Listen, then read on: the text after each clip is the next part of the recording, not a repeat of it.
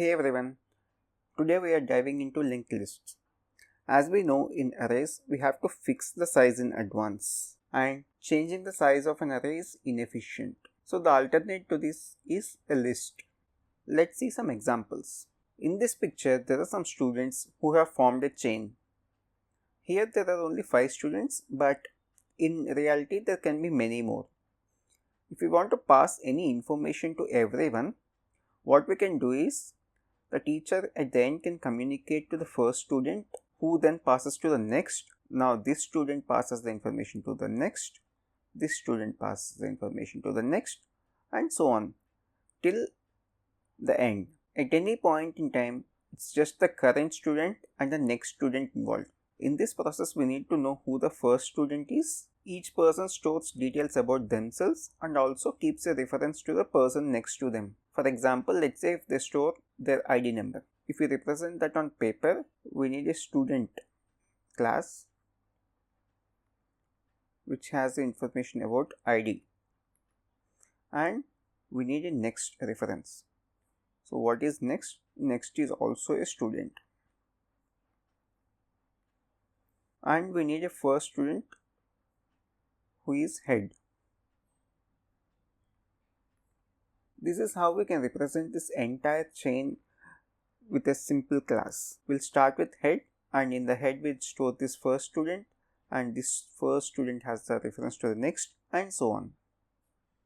Similarly, in this example, the chain is so long that it becomes difficult to know what's the 6th or the 10th link is. We only hold the reference to the first one. We start with the head, and if we want to know how many links are there, we move one by one, starting from the first till the end. That's how we can visualize a list. So what is a linked list? A linked list is a linear data structure in which elements are stored in nodes and each node points to the next node. Unlike arrays, linked list elements are not stored in continuous memory locations. For example, this is one linked list where the head is 2 and there is a next pointer which points to a node 3, next pointer points to 1, next pointer points to 5, and the next of this is null. This is how we can represent in a programming language. We have a class node which has an attribute data and which has a reference to the next node which is next, and this is just a constructor. And we need a head which stores the first node. Let's see some basic operations like insertion and deletion. Let's say this is a linked list and you want to store a new element 6 at the beginning. So if you want to store the beginning, what you can just do is, this is the current head, you can point the new nodes next to the head and point head to the new node. In this way we can insert an element at the beginning by just changing the pointer.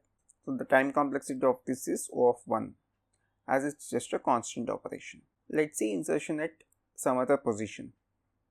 Let's say if you want to insert somewhere in the middle after 3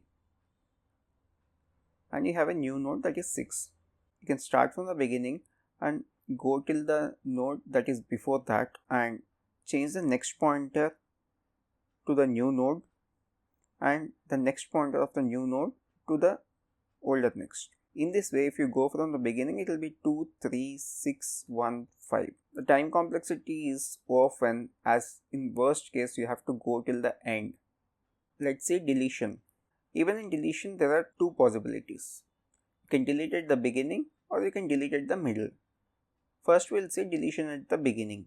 If you want to delete the first element, you can simply point head to the next element and point this to null. In this way, this node becomes unreachable and it will be cleaned up by the garbage collector. Let's say deletion in the middle. Let's say if you want to delete this element 1, what you can do is you can go from the beginning and go till that previous element and point this next to the next of 1 and this to null. In this way, when you go through the list, it will become 2, 3, 5 and null. This 1 becomes unreachable and it will be cleaned up by the garbage collector. The time complexity of this is of n, as in worst case we have to go till end. In the first case the time complexity is of 1, as it's just a constant operation. That's how insertion and deletion works. Let's see another operation. This process involves visiting each and every node in a linked list, and it's one of the most important concepts to understand. For almost any problem involving a linked list, this logic is essential. If you want to master linked list, understanding and having the muscle memory of this code is utmost important. If you want to take away only one thing from this video, this is the one. Let's see an example. Let's take a look at this code. We defined a variable current which is at head. So the current is here. And while current is not equal to null, so current is not equal to null because current is pointing to a node which is 2. We print current dot data, so we print 2, and we point current to the next current dot next. The current dot next is this, so now the current becomes this. Again, current is not equal to null, and we print the current dot data which is 3. We go current dot next, which is this is now the current. Again, current is not equal to null. We print current dot data which is 1, and we point current to the current dot next. So this will become the new current, and current is not equal to null. Again, current dot data is 5, and we point current to current dot next. Current dot next is this, which is null. Now this condition won't be satisfied. Current is null, we'll exit the loop. That's how we loop over all the elements in the linked list. Again, please revise this piece of code as it is utmost important. If you have any questions, ask them in comments. Let's see the advantages and disadvantages of a linked list. So the main advantage is it's dynamic in size. Unlike arrays, we don't need to predefine the size and fix it. The size can grow as the number of elements increases. And it's more memory efficient because we don't create unnecessary memory upfront anticipating larger size. We'll create only that much space that is required. Let's see the disadvantages. The main disadvantage is there is no random access. For example, in arrays you can access any index in this format, but in linked list you have to go from beginning to that index, which might take O of n. Here the time complexity is O of 1. This is major disadvantage of linked list. The next disadvantage is extra memory for pointers. As we have seen, for linked list we need to store 2 values for each node, the value and a next pointer, whereas in arrays it's just a single value. So we need extra memory for linked list. As the elements are not stored continuously, it's not cache friendly. The next element can be stored somewhere else, whereas in arrays everything is stored continuously and it's easy to access. Let's see the types of the linked list. There are mainly 3 types of linked lists. One singly linked list, doubly linked list, circular linked list. In singly linked list, each node has reference to the next node and the last node has reference to the null. For example, this is a singly linked list.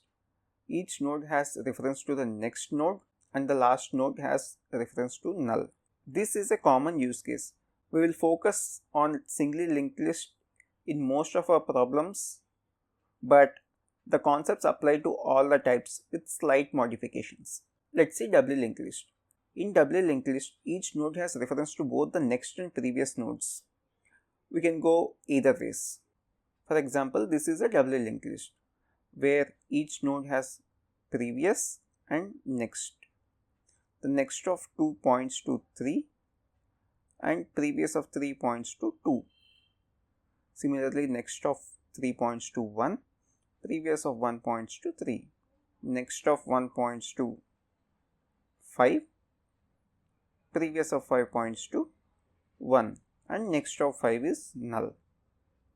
In this way we can go from 2 to 3 and 3 to 2 as well.